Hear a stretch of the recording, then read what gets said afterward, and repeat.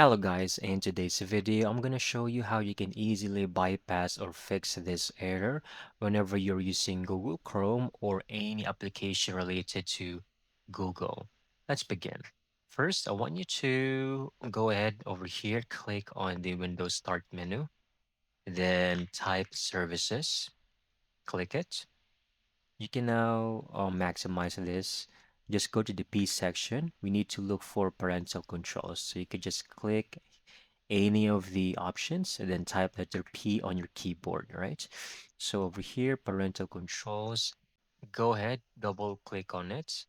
And then over here, startup type, make sure this is disabled, apply, and click on OK.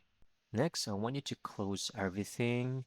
Go over here. I want you to access your task manager.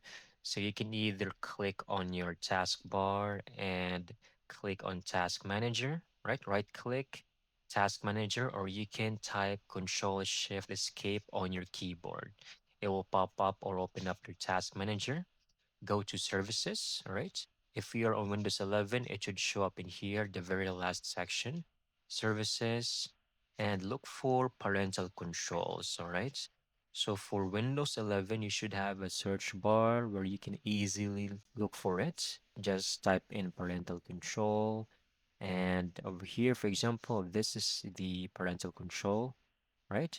Right click, click on stop, and then I want you to close everything. Restart or reboot your PC. Once you're back on your screen, everything should now be working smoothly, and you should now be able to access your Chrome and related softwares. That's it. That's how you can easily get this done. Thank you so much for watching. I hope you found this video very helpful.